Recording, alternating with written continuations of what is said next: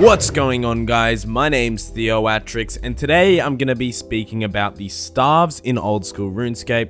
And there's actually about 50 different kinds of staves in the game. Instead of going through all 50 staves, I'm going to go through each kind of category and each of the best staves, and I'm also going to explain the difference between Mystic and Battle staves, Tridents, regular staves, pretty much as much information about staves as I can. Of course, you may be thinking, staves, I pretty much know everything about staves, but there is a lot of stuff in this video that you probably don't know, especially things like bonuses and damage boosts and requirements to wear them and things like that, so definitely stick around. Let's get right into it. I'm going to start off talking about the best staves in the game. One of the best, or the best staff in the game, is the Staff of the Dead. Well, the toxic version is better, but I'm going to start off talking about the regular Staff of the Dead, and that requires level 75 attack and magic to wear.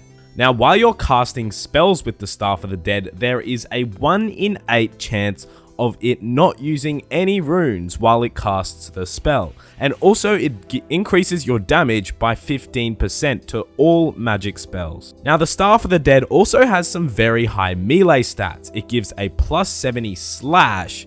I'm not entirely sure how a staff has a slash bonus, but it also gives a plus 72 strength bonus, and it has the same attack speed as a whip or a scimitar. Essentially, it's almost as good as the Abyssal Dagger, but it isn't quite. Now, something cool about the Staff of the Dead is that it can auto-cast Flames of Zamorak, which can only be usually auto-casted with the Zamorak God Staff, but the Staff of the Dead can actually do that as well, and also it can auto-cast the Crumble Undead spell. Now, it also has a special attack which uses all of your special attack energy 100%, and that reduces all melee damage by 50%, and it actually works in PvP as well, but it only stays on if you're wearing the staff. Now, the toxic version increases the magic attack bonus from plus 17 to plus 25.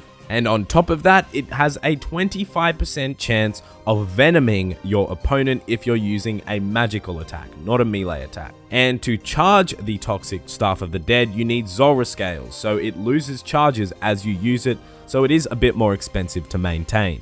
Next up is the Tridents, the Trident of the Seas and the Trident of the Swamp.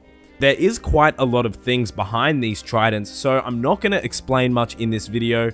I've made a full video comparing the seas and the swamp, and I definitely recommend watching that if you want to get a full overview of the Tridents. So next up, we have the Ancient Staff, and that requires level 50 attack and level 50 magic, and it also requires Desert Treasure to buy and to wear. You can buy it on the Grand Exchange without Desert Treasure, of course, but you can't use it unless you've done the quest. It has a plus 15 magic attack, which is pretty decent for a staff, and it actually has a -1 prayer bonus. So if you're going somewhere like bursting, an Ancient Staff isn't always going to be the best option, although it can auto-cast ancient spells, but it gives a -1 prayer bonus. Now, the Slayer Staff requires 50 magic and 55 Slayer to use, and you can auto-cast the Magic Dart, Crumble Undead, and all of the wave spells. It costs about 20k, and that makes it a very popular item for strength pures when they're PKing or training, because you don't need any attack level to wear it. And the bonuses that it gives in melee attack bonus are way higher than that of the Iron Scimitar or any of the machetes. Now, on the Slayer Staff, you can use a Slayer's Enchantment, and that makes it an enchanted Slayer Staff, obviously, and the enchantment itself costs 2.3k, which is nothing. This new staff that you get requires level 75 magic to use, but still only level 55 Slayer, and basically what it does is it makes the Slayer Dart spell a lot stronger for 2,500 casts on your Slayer task only. The damage difference is almost 50% more, there's no exact value. Next is the Iben Staff, and this is used to cast Iben's Blast, which is a level 50 magic spell, and that is a very powerful spell for low level accounts. To use it, you need 50 magic and 50 attack, and also the Underground Pass quest, which is probably the shittest quest in the game, but it does give a plus 10 magic attack bonus, the Iben Staff, which is quite good, and you can actually upgrade it by paying the guy in West Ardoyan 200,000 coins. Basically what he does is he turns it into an Iben Staff U, which can hold 2,500 charges instead of 120 charges. Next is the Obi Staff, known as the Togs Mej Tal, and that is a two-handed staff like the Arum Staff, and it's one of the only two-handed staffs in the game. It requires 60 magic and attack to wear, and its notable bonuses are its plus 15 magic attack bonus, which is the same as a regular Trident, and it also has a plus 5 prayer bonus, which is quite awesome. However, it costs 322k, and the main reason why it's this expensive is because it's used to create an obsidian fence in your player-owned house. It really isn't that good of a staff. It's not like overly good. It should not be that much money, but the only reason is because it can be in your house. Next, we have the Arum Staff, and this requires 70 magic and 70 attack to use. The Arum set effect, if you're wearing the staff with the whole set, gives you a 20% chance of lowering the enemy's strength level by 5 levels, which is quite stupid, but also if you're wearing the Amulet of the Damned, it allows you to auto-cast ancient spells with the Arum Staff, and on top of that, there's a 1 in 4 chance of dealing 30% more damage. As I said before, this is a two-handed staff, and a lot of people complain about the Arum Staff because it gives a plus 15 magic attack bonus, but it's two-handed. So you're actually better off wearing a regular staff, air staff, with some kind of shield like an arcane, a mage's book, a book of darkness, and you get a better bonus than an Arum Staff. And that leads me on to the elemental staves, and these are the staves like air,